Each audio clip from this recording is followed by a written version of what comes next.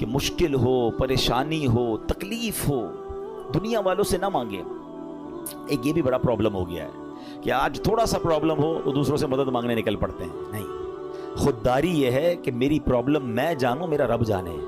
کسی کا احسان کیوں اٹھائیں، کسی کو حالات کیوں بتائیں، تم ہی سے مانگیں گے تم ہی دو گے، تمہارے در سے ہی لو لگی ہے۔ ہم نے دیکھا ہے جو ایک بار ہاتھ پھیلاتا ہے نا، پھر اس کا ہاتھ پھیلا ہی رہتا ہے۔ اللہ سے ہمیشہ دعا کرنا، اے اللہ ہمیں صرف دینے والا ہاتھ عطا فرما، کبھی مانگنے والا ہاتھ نہ عطا فرما۔ مشکل آتی ہے انسان پر، کوشش کرے کہ کسی کی مدد نہ لینی پڑے۔ اللہ اور اس کے رسول اپنے معاملات کم کر دیں، اپنے خرچے کم کریں، اپنے معاملات کو جتنا ہو سکے منیمائز کر دیں، تو کسی سے مدد نہ مانگیں۔ اور یہی اسلام کو مطلوب ہے کہ بندہ خودداری کے ساتھ چلے۔ اور پھر سبحان اللہ، درود پاک کیسا وظیفہ ہے کہ پھر غیب سے مدد ہوتی ہے جب بندہ اللہ اور اس کے رسول کی طرف توجہ کرتا ہے نا۔ شاعر کہتے ہیں نا، ہر درد کی دوا ہے، ہر درد کی دوا ہے صلی علی محمد، تعویذ ہر بلا ہے صلی علی محمد صلی اللہ علیہ وسلم۔ تو ہمیں درود پاک کثرت سے پڑھنا ہے۔ اور ادھر امیر آدمی کے ساتھ کیا ہوا کہ آل رسول کی خدمت، سید زادگان کی خدمت کی تو اللہ نے اسے ایمان کی دولت عطا فرما دی۔ تو یہ بھی اپنی زندگی کا حصہ بنائیں۔ میں مشورہ دوں گا، میرے پیر و مرشد امیر اہل سنت، فاؤنڈر آف دعوت اسلامی، مولانا محمد الیاس عطار قادری صاحب بڑی پیاری توجہ دلاتے ہیں۔ آپ فرماتے ہیں جس نبی کے در کا صدقہ ہم کھاتے ہیں نا، ان کی آل کی خدمت کیا کرو، وہاں سے اور عطا کیا جائے گا۔ تو ہمیں کیا کرنا چاہیے، اپنی انکم کا پاسبل ہو نا تو 1%، 2% جتنی اللہ نے آپ کو توفیق دی ہے، وہ فقط سید صاحبان کے لیے الگ رکھ لیں۔ اپنے آفس میں ایک اکاؤنٹ کھولیں کہ جناب میری جتنی انکم ہوگی میں اتنا پرسنٹ جو ہے وہ آل رسول کی خدمت کروں گا۔ آپ یہ کر کے دیکھیں، آپ حیران ہو جائیں گے آپ کی روزی میں کتنی برکت آنا شروع ہو جاتی ہے۔ میں آپ کو اس کو لاجیکلی سمجھاتا ہوں۔ کوئی آپ کا دوست ہو، آپ کے گھر پہ آئے، آپ کے بچوں کو تحفہ دے، اور بار بار آپ کے بچوں کو گفٹ بھجواتا رہے، آپ کے بچوں کے لیے خیر خواہی کا اظہار کرے، آپ کے بچوں کا خیال رکھے، آپ کو کیسا لگتا ہے کہ یار یہ میرے بچوں سے کتنا پیار کرتا ہے؟ بچے تو پیار کرتے ہی کریں گے آپ کے اس دوست سے، آپ کو بھی پیار ہو جائے گا۔ مجھے بتائیں نا، کوئی امتی جب نبی پاک کے بچوں سے پیار کرے گا، آقا کی آل کی خدمت کرے گا، تو نبی پاک کو کتنا پیارا لگے گا وہ ہیں۔ پھر وہاں سے ایک نگاہ رحمت ہونی ہے نا۔ سارے بگڑے کام سنور جانے ہیں۔ بریلی کے تاجدار اعلیٰ حضرت یہی تو سمجھاتے ہیں کہ تیری نسل پاک میں ہے بچہ بچہ نور کا، تیری نسل پاک میں ہے بچہ بچہ نور کا، تو ہے عین نور، تیرا سب گھرانہ نور۔ سرکار کی آل کی خدمت یہ بہت بڑی سعادت ہے۔ کوئی ایک فیملی ڈھونڈ لیں، کوئی ایک خاندان ڈھونڈ لیں، اور بس اس کو باندھ لیں کہ بھئی اب میں نے اس کی خدمت کرنی ہے۔ یہ سمجھ لیں آپ اس کی خدمت نہیں کر رہے ہیں، یہ آپ اس کو پیش کر رہے ہیں، اور اس کی برکتیں آپ کو ملنا شروع ہو جائیں گی۔ دیکھیں سید صاحبان کا ایک مسئلہ بھی سمجھ لیں۔ آج کے دور میں پرابلم یہ، لوگ پہلے تو زکوٰۃ پوری نہیں نکالتے، زکوٰۃ کے علاوہ پیسے ویسے نہیں دیتے۔ اب سیدوں کو زکوٰۃ ویسے نہیں لگتی، وہ تو مال کا میل ہے نا، میل دو گے کیا مال کا سرکار کی آل کو؟ تو اب وہاں دینا تو صاف پیسہ چاہیے تھا، لوگ صاف پیسہ خرچ ہی نہیں کرتے۔ تو سید صاحبان کہاں جائیں گے؟ جو غریب سید صاحبان ہیں وہ کدھر جائیں گے؟ ہمیں یہ خیال رکھنا ہوگا کہ جیسے میرے بچے ہیں نا، یہ میرے آقا علیہ الصلوۃ والسلام کی اولاد ہے، یہ ان کی نسل میں سے ہیں، تو جس طرح اپنے بچوں کا خیال رکھتے ہو، ایسے کوئی ایک فیملی، کوئی ایک بچے جو ہیں، کچھ بچے سید فیملی کے اپنے ذمے لے لیں، اور پھر آپ دیکھیں انشاءاللہ۔ اور آپ غور کریں گے نا، آپ کو آس پاس ہی مل جائیں گے، ایسا نہیں ملیں گے، آپ تھوڑا سا غور کریں گے، ہو سکتا ہے آپ کے ملازمین میں سے ہی کوئی ہوں گے، آپ کے آس پاس پڑوسیوں میں سے کوئی سید فیملی نکل آئے گی۔ تو یہ خدمت کریں اور پھر دیکھیں کہ اس کی برکتیں کیسے نصیب ہوتی ہیں۔ اللہ پاک ہم سب کو آل رسول کا خدمتگار بنا دے۔ وہ پڑھتے ہو نا شجرے میں شعر، دو جہاں میں خادم آل رسول کر دو، جہاں میں خادم آل رسول اللہ کر، حضرت آل رسول مقتدا کے۔ ہاں، جس کو ادھر بھی نوکری آل رسول کی مل گئی نا، پنجتن کی غلامی ادھر مل گئی اور ادھر بھی نوکری مل گئی، اس سے اچھی کون سی نوکری ہے؟ نیازی صاحب لکھتے ہیں نا، مجھ پہ کتنا نیازی کرم ہو گیا، دنیا کہنے لگی پنجتن کا گدا، اس گھرانے کا جب سے میں نوکر ہوا، سب سے اچھی میری نوکری ہو گئی۔ آقا کی آل کا غلام بن جاؤں، ان کا نوکر بن جاؤں، اور کیا چاہیے؟ پھر دیکھو کیسا نوازتے ہیں انشاءاللہ۔ تو نیت کریں انشاءاللہ آل رسول کی خدمت کریں گے۔ दुरूद पाक पढ़ लीजिए मोहब्बत के साथ। सल्लु अलल हबीब अल्लाहुम्मा सल्लि अला सय्यदिना व मौलाना मुहम्मदिन अदद मा फी इल्मिल्लाहि स्वलातन दाइमतम बिदवामी मुल्किल्लाह। शैतान कितना बड़ा दुश्मन है, कुरान पाक आपने पढ़ा सुना होगा, बार बार, एक जगह नहीं कई बार कुरान में फरमाया, इन्नहु लकुम अदुव्वुम मुबीन, शैतान तुम्हारा खुला दुश्मन है। एक जगह इरशाद होता है इन्न शैतान लकुम अदुव्वुन फत्तखिज़ूहु अदुव्वा, फरमाया बेशक शैतान तुम्हारा दुश्मन है और तुम भी इसे अपना दुश्मन समझो। प्रॉब्लम ये कि कुरान बार बार ये समझा रहा है कि तुम्हें उससे दुश्मनी रखनी है, दोस्ती नहीं कर लेनी, उसके वार समझने हैं। देखिए दुनिया का दस्तूर समझिएगा, जब तक एनिमी की चालें नहीं पता होंगी ना, एनिमी के अटैक्स पता नहीं होंगे कि कहां कहां से हमला करता है? कई मुल्कों की फौजें डिजाइन ही उस तरह होती है कि एनिमी के पास कौन सा वेपन है, दुश्मन फौज के पास वेपन, हमारे पास भी उसका तोड़ होना चाहिए, है उसके पास एयरक्राफ्ट कैसे, वैसे ही हमारे पास, जैसे रॉकेट वैसा हमारे पास नेवी जैसी। बंदा यही तो सोच के प्लान करता है कि दुश्मन किधर से अटैक कर सकता है। तो शैतान को तो अल्लाह कुरान में फरमा रहा है तुम्हारा दुश्मन, और तुम भी उसे दुश्मन समझो। मगर बदकिस्मती यह है कि बहुत बड़ी तादाद जो है वो शैतान से दुश्मनी नहीं दोस्ती कर लेते हैं। कितनी बुरी बात है, अल्लाह का भी दुश्मन है, हमारा भी दुश्मन है, और उससे दोस्ती कर रहे हैं। कुरान में एक जगह रब इरशाद फरमाता है अफतत्तखिज़ूनहु व ज़ुर्रियतहु औलिया मिन दूनी व हुम लकुम अदुव्व बि'सा लिज़्ज़ालिमीन बदला। फरमाया तो ऐ लोगों, क्या तुम उसे और उसकी औलाद को मेरे सिवा दोस्त बनाते हो, हालांकि वो तुम्हारे दुश्मन हैं। जालिमों के लिए क्या ही बुरा बदला है। अल्लाह फरमाता है वो तुम्हारे दुश्मन है, दोस्त मत बनाना। और ये इतना खतरनाक दुश्मन है, इतना मक्कार दुश्मन है, इसके ऐसे ऐसे वार हैं आप हैरान हो जाएंगे। शैतान कभी इधर से हमला करता है, कभी उधर से। अच्छा प्रॉब्लम ये कि एक तो शैतान को पहले सीवियर दुश्मन समझना शुरू कर दें। मिसाल के तौर पे आपको कोई ये कह दे कि यार एक बंदा है, उसने प्लान किया है कि आपको मार देगा, आप बताएं कि आप सुकून से सो जाएंगे?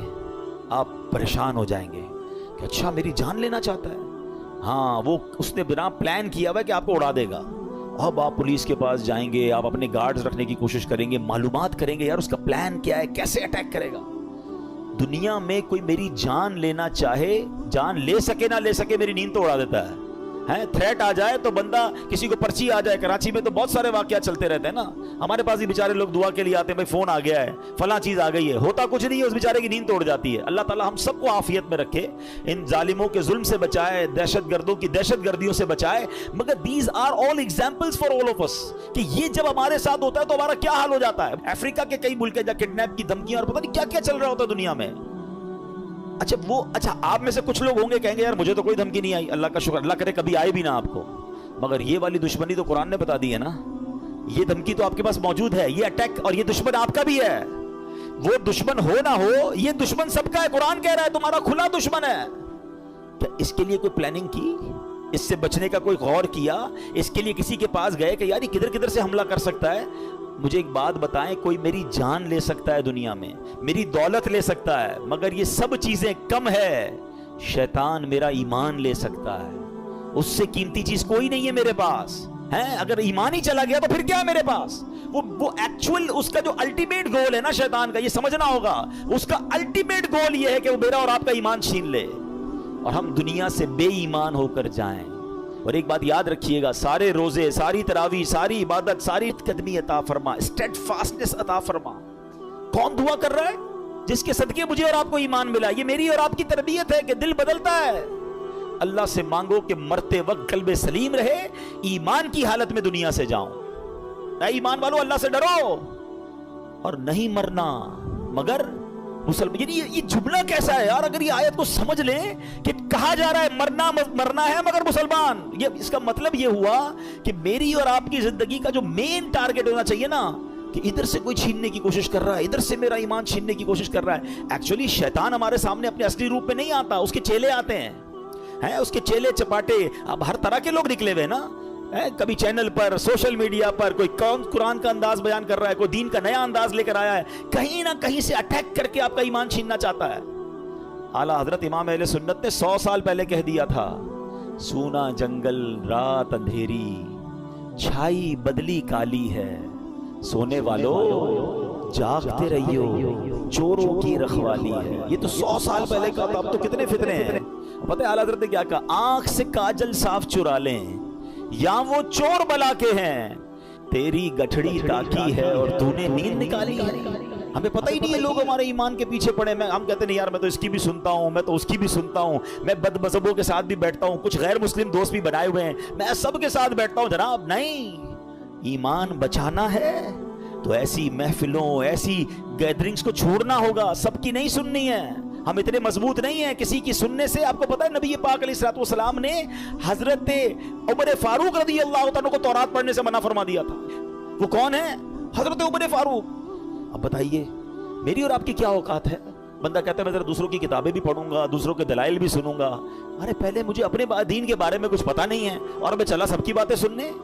تو ایمان بچانا ہے تو اس کی فکر کرنی ہے. اچھا اب میں آپ کو شیطان کے کچھ واقعات کے ذریعے سمجھاتا ہوں کہ کیسا مکار ہے، کیسا گیم کرتا ہے.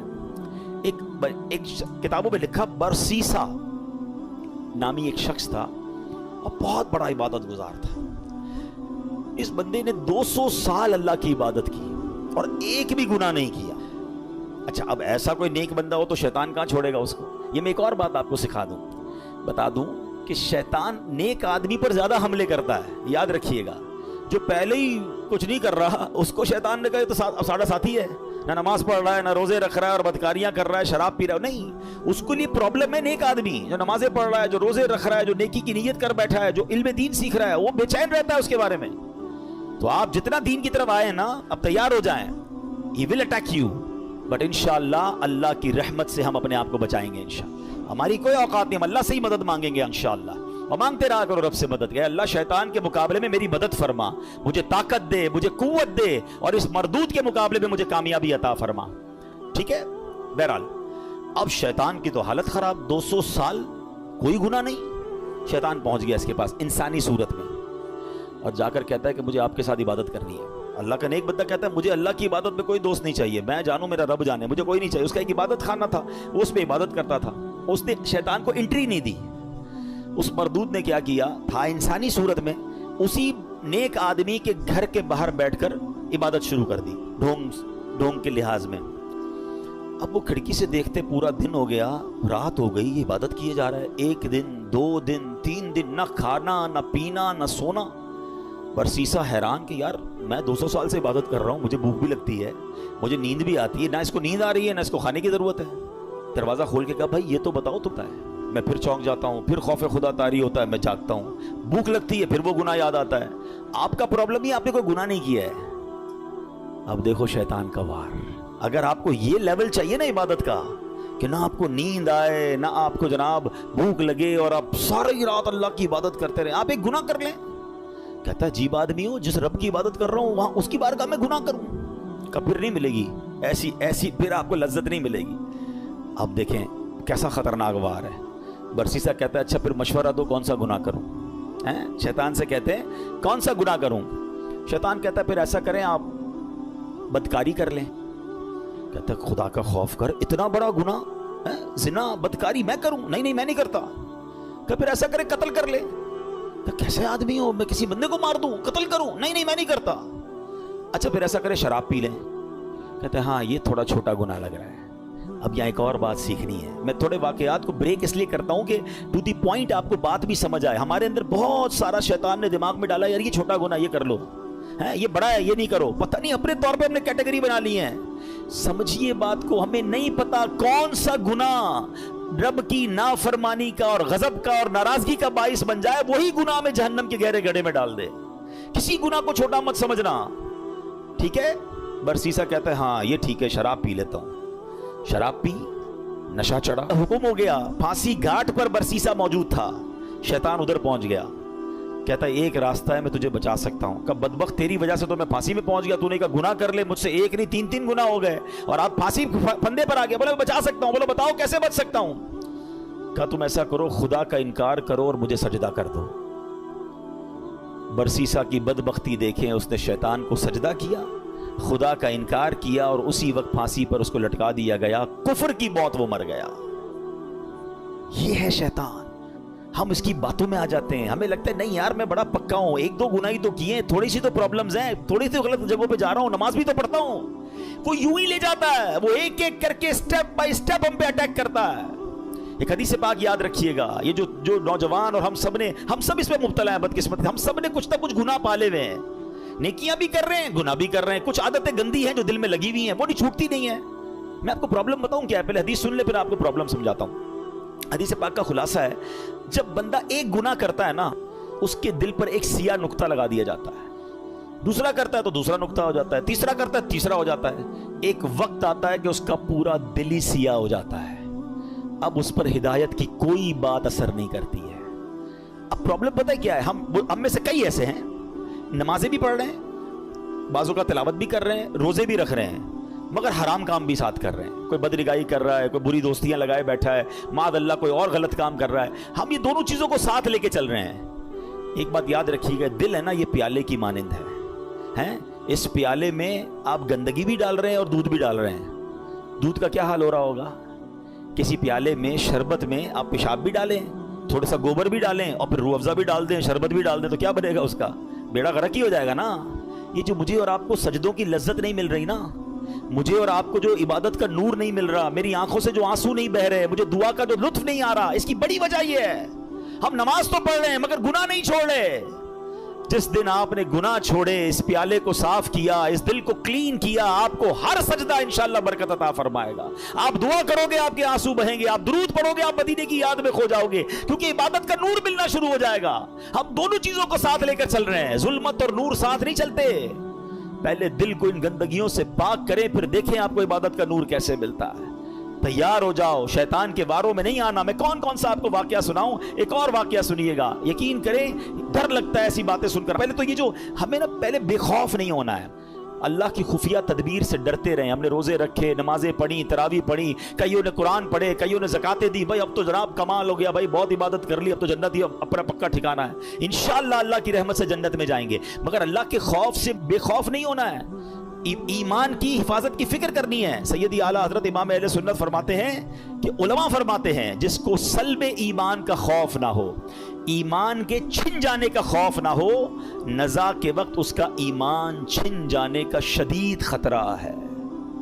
पता है शैतान मरते वक्त, यानी इतना मरदूद कहूं कि मरते वक्त भी वो रिश्तेदारों की शक्ल में आता है। जब इंसान की नज़ा का वक्त आता है, आखिरी वक्त, शैतान आ जाता है उसके किसी पुराने रिश्तेदार की शक्ल में, माँ की, वालिद की, किसी रिश्तेदार की शक्ल में, कि बेटा मरने के बाद पता चला इस्लाम तो ठीक मज़हब नहीं है, बेटा तू इस्लाम छोड़ दे, ताकि आखिरी वक्त भी ट्राई करता है कि इसका ईमान छीन। रास्ते में एक गैर मुस्लिमों की बस्ती में क़याम किया। ये बुरी सोबतों की आपको एक नहुसत भी बताता हूँ। बंदा पता नहीं कभी कहाँ रहता है, बड़ी खूबसूरत थी, इसका इस पे दिल आ गया। साथियों से कहता तुम जाओ हज पर, मैं जरा, सारी जिंदगी जिसकी इबादत में गुजरी, शैतान ने ऐसा हमला किया, औरत का एक ऐसा जाल फेंका उसके दिल पर कि उस शख्स ने इस्लाम को छोड़ा और गैर मजहब इख्तियार कर लिया। हज पे जा रहा था, सफर कौन सा था? हज का। सोचिए शैतान कब, कहां, कैसे हमला कर सकता है, आप सोच नहीं सकते। मेरी जबान नहीं उठ रही है मगर इशारे में बता देता हूं, तवाफ के दौरान क्या कुछ होता है। ऐसी ऐसी बातें सामने आई हैं कि जबान भी नहीं उठती कि यार उधर भी। लेकिन शैतान, हम समझते काबे के सामने कुछ नहीं हो सकता। आप अपने घर में सोच रहे हो मैं महफूज हूं, काबे के सामने बहकाता है वो, उधर गलत काम हो जाते हैं, चोरी पकड़ते हुए नहीं पकड़े जाते हरम के अंदर हैं। सोचिए शैतान से कोई महफूज नहीं है। अपने आप को सिक्योर मत समझो, इसकी फिक्र करनी है, दुआएं मांगनी है, इसका इलाज करना है और अपने आप को इन बुरी सोबतों से बचाना है। अब क्या हुआ, गैर मुस्लिम हो गया। थोड़े अरसे के बाद इस बंदे का उसी मजहब पे विसाल हो गया, यानी कुफर पर ही मर गया। वो जो दोस्त थे ना हज पर गए थे, कुछ अरसे बाद उस बस्ती में आए कि यार पूछे तो सही दोस्त किधर है। किसी ने बताया उसने तो मजहब भी बदल लिया और उसी मजहब पर, कुफर पर उसकी मौत भी हो गई। कहा यार कब्र ही बता दो। कब्र पे गए तो उस कब्र के किनारे एक औरत 2 बच्चों के साथ बैठी रो रही। औरत से पूछा तुम कौन हो? कहा मैं इसकी बीवी हूँ जिसकी वजह से इसने मेरा मजहब इख्तियार किया। दोस्त रोने लगे और उस औरत को बताया कि पता ही हमारा दोस्त कैसा था, कितनी इबादत करता था, कितने रोजे रखता था, बहुत अल्लाह का नेक बंदा था, और देखो उस बेचारे का, उसके साथ हुआ क्या कि ईमान ही चला गया।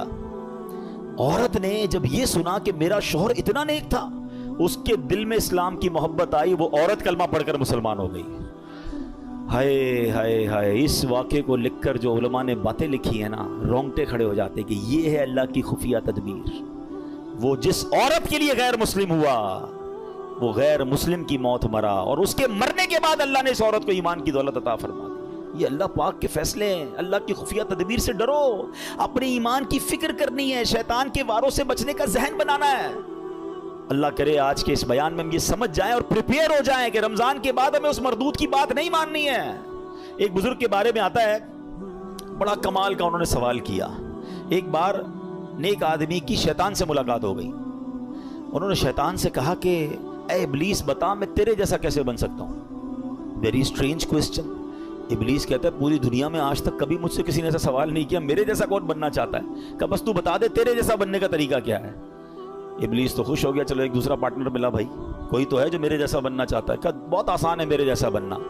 آپ دو کام کر لیں کہ آپ نمازوں میں سستی کریں اور جھوٹی ہو یا سچی بس زیادہ قسمیں کھایا کریں. وہ نیک شخص پتہ کیا کہتا ہے, میں اللہ تعالیٰ سے وعدہ کرتا ہوں زندگی میں آئندہ کبھی یہ دو کام نہیں کروں گا. شیطان کہتا ہے آپ نے دھوکہ دیا مجھ سے میرا راز لے لیا. میں بھی وعدہ کرتا ہوں کہ آئندہ کبھی کسی کو نصیحت والی بات نہیں بتاؤں گا. مگر what we get from that incident, یہ دو باتیں بڑی خطرناک ہیں. نمازوں میں سستی اور یہ بات بات پر قسمیں کھانا. کچھ لوگوں کا تو تقیہ کلام ہے, اللہ کی قسم, رسول کی قسم. ارے بھائی تم سے قسمیں کس نے بولا ہے؟ ہر بات میں قسم کھانی ہے. سودا بیچنا ہے تو قسم, کیوں قسمیں کھانی ہے؟ پلیز قسموں کی عادت ختم کریں. یہ سودا بک تو جاتا ہے قسمیں کھا کے, برکت اڑ جاتی ہے. لیکن پہلی بات زیادہ سیویئر ہے نا, نمازوں میں سستی. ہم زبان سے نہیں کہتے مگر ہم زبان حال سے پریکٹیکلی کیا میسج دے رہے ہوتے ہیں کہ اے شیطان جب تک تو بند تھا نا تب تک ہم اللہ کے بندے تھے, تب تک مسجدوں میں جاتے رہے. اب جب تیری باری ختم, اب تو چھوٹ کے آئے گا تو ہم اب تیری بات مانیں گے. کیا اس بار بھی ایسا پیغام دو گے؟